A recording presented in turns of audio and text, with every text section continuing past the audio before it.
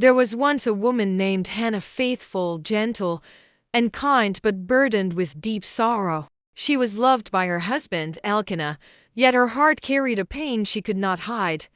Hannah had no child, and in her culture, barrenness was seen as shameful, a mark of rejection and failure. Her husband's other wife, Peninnah, had children, and every year, she mocked and ridiculed Hannah for what she didn't have. It wasn't just the words that hurt, it was the whispers, the glances, the loneliness that followed her everywhere. Year after year, Hannah went to the temple with her family to worship, but instead of joy, she felt empty, forgotten. Still, she didn't stop showing up before God, even when her heart was breaking.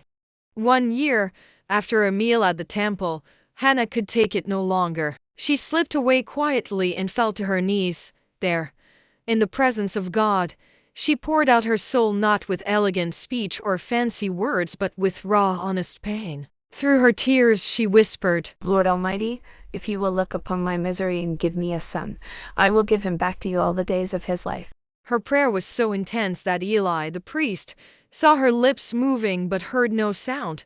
He thought she was drunk and said, "How long will you keep drinking? Put away your wine."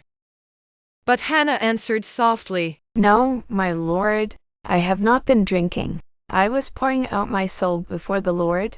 I have been praying out of great anguish and grief. Eli looked at her and said, "Go in peace, and may the God of Israel grant you what you have asked of him." Something shifted in that moment. The Bible says Hannah got up, ate, and her face was no longer sad. She didn't yet have what she prayed for, but she left the temple with peace, because when you truly give it to God, you walk away knowing it's in the right hands. Months later, God remembered Hannah. She conceived and gave birth to a son, Samuel, meaning because I asked the Lord for him. Her tears turned into laughter. Her shame turned into testimony. But Hannah didn't forget her promise.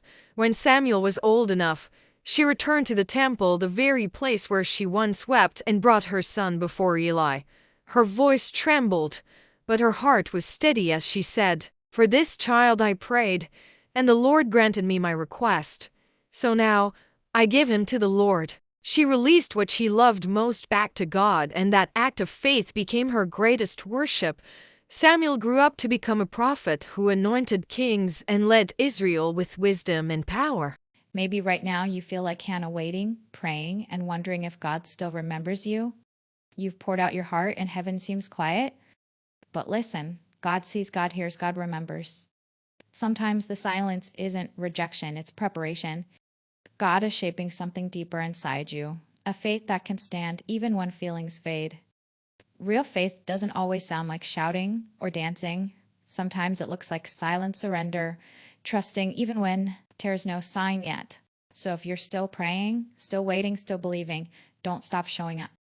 Even with tears in your eyes, keep coming to God, because the same God who remembered Hannah will remember you too. Your story isn't over. The same God who turned Hannah's pain into purpose is still working behind the scenes of your life. And when the time is right, he will make it beautiful. And if this story touched your heart, type God remembers in the comments below. Don't forget to like, share, and subscribe for more inspiring stories of faith, hope, and divine purpose. Let's remind the world God still answers prayers.